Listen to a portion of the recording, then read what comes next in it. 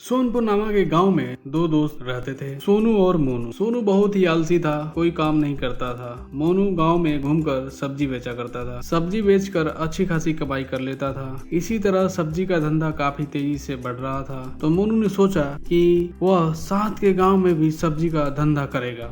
मोनू ने अपने पास रखे हुए पैसों से एक ठेला खरीदा, जिससे वह बाकी के गांव में जाकर सब्जी बेचने लगा। एक दिन जब सुबह मोनू ठेला लेकर निकला तो सोनू ने देखा, अरे मुझे बिना बताए मोनू ने ठेला खरीद ली। उसके वापस लौटने के बाद पूछूंगा, ऐसा बोलकर सोनू मोनू के घर के आगे इंतजार करने लगा। कुछ समय बीत जाने के बाद मोनू सब्जी बेचकर वापस घर आया। आते ही पूछा, और सोनू यहाँ कैसे बैठे हो? सोनू ने बोला, पहले तुम ये बताओ, तुमने नया ठेला खरीद लिया, मुझे बताया भी नहीं। हाँ, क्या हुआ? बस कुछ नहीं, मैं तो यह जानना चाहता था कि नए ठेले के लिए पैसे कहाँ से लाए। भाई, आज तक मैंने जो सब्जी बेच रहा था उसमें से थोड़ा थोड़ा पैसे जमा कर खरीदा। अब मैं इसकी मदद से पास के गांव में भी जाकर सब्जी बेचने लगा हूँ। अच्छा, तू तो बहुत चालाक निकला। सोनू हंसते हुए खुश होकर अपने घर चला गया। घर जाकर सोनू सोच में पड़ गया, इतने कम समय में मोनू ने नया ठेला खरीद कैसे ली। सोनू ने खुद तो कुछ नहीं लिया। उदास होकर सोनू बहुत गहरी सोच में डूबा रहा। मैं क्यों उदास बैठूं? अगर मैं भी मोनू की तरह कुछ काम करूं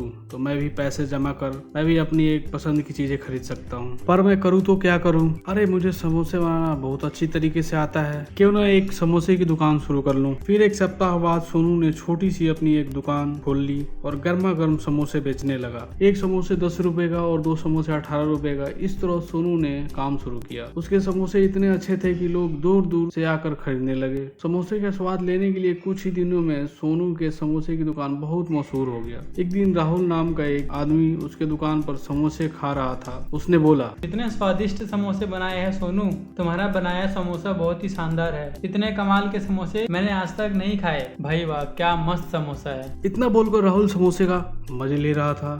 बाकी के लोग भी सोनू के समोसे की काफी तारीफ कर रहे थे। अब तक यह सुनकर और सोचकर सोनू के अंदर थोड़ा सा घमंड आ गया। वो घमंडी बनने लगा। मेरे जैसा समोसा तो कोई बना ही नहीं सकता, मुझे समोसे के दाम भी बढ़ाना पड़ेगा, इससे मैं और ज्यादा मुनाफा कमा सकता हूँ। दुकान पर आए हुए सभी ग्राहकों को सोनू ने बोला, जी आज से एक समोसे 15 रुपए और 2 समोसे 28 रुपए। एक आदमी संजीत जो समोसे खरीदने आया था, अरे भाई साहब, समोसे इतने महंगे कब से हो गए? बाकी के दुकान में तो समोसे 10 रुपए के ही हैं। अगर मेरे जैसे समोसे कहीं और मिले तो वहीं जाकर खा लीजिएगा, मुझे कोई फर्क नहीं पड़ेगा। सोनू जैसा स्वादिष्ट समोसा कहीं और नहीं मिलेगा। लोगों ने महंगा समोसा खरीदना शुरू कर दिया। इस गांव में मेरे जैसे समोसे बनाने वाला और कोई है ही नहीं। गांव वालों का तो अब मेरे समोसे की लत लग चुकी है। ऐसा सोचकर उसने समोसे की साइज छोटा कर दिया, जिससे वो लोगों को ज्यादा पैसे लेकर छोटा समोसा दे सके। इसी तरह सोनू का कारोबार उसके अनुसार चलता रहा। एक दिन गाँव के सरपंच को सोनू के समोसे के बारे में पता चला, तो उन्होंने अपने नौकरों को उसके पास 5 समोसे लाने के लिए भेजा। नौकर गए और सोनू के यहाँ से 5 समोसे लाए और सरपंच जी को दे दिया। सरपंच ने देखा, समोसे तो बहुत छोटे हैं। अरे, मैंने तो बड़े समोसे मंगवाए थे, इतने छोटे छोटे कहाँ से लाए? मालिक, सोनू अब इतना छोटा ही समोसा बेचता है और 15 रुपए का एक समोसा।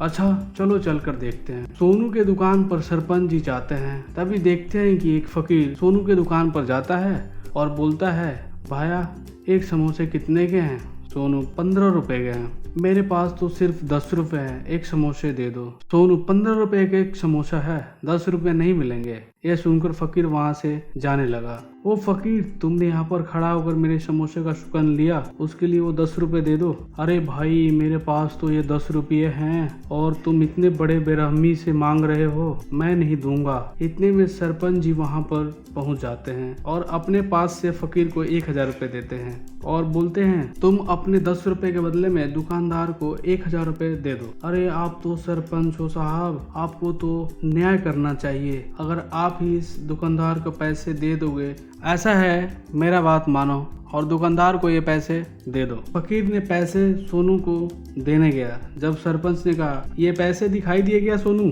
हाँ, तो फकीर ने अपना भुगतान दे दिया।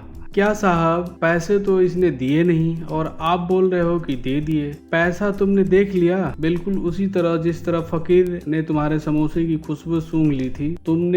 तुम्हारे समोसे के सुगंध के पैसे इस पैसे के देखने से ही मिल गया। तुरंत सोनू को अपनी गलती का एहसास हुआ और वह उसने सरपंच जी से माफी मांगी। तुमने केवल यही गलती नहीं की, तुम्हारे समोसे के मूल्य बाकी दुकानदारों से ज्यादा है और उसके ऊपर छोटे समोसे बनाकर ज्यादा पैसे में बेचते हो। सरपंच जी, बस एक बार मेरी गलती की माफ कर दो, मैं दोबारा गलती नहीं करूंगा। तुमने आज तक ऐसी बहुत ही गलतियां की, तुम्हें तो इस फकीर को एक समोसे देने का मन नहीं किया। अब मैं तुम्हें आदेश देता हूँ कि अभी इसी वक्त तुम्हें इस समोसे की दुकान को बंद करो। यह बात सुनकर सोनू बहुत उदास हो गया। सरपंच जी के पैर पर गिर के माफी मांगता रहा। तभी वहाँ मोनू आ गया। सोनू की हालात देखकर मोनू उसके दुकान पर आया, बोला, सरपंच साहब, मैं आपसे विनती करता हूँ, आप सोनू को इस बार माफ कर दे। मोनू के अच्छे स्वभाव की वजह से मैं तुम्हें माफ कर देता हूँ। सोनू, कम से कम अब से पूरा मन लगाकर ईमानदारी से काम करो। मोनू और सरपंच की बात सुनकर सोनू अच्छा नाम कमाने की ठान ली।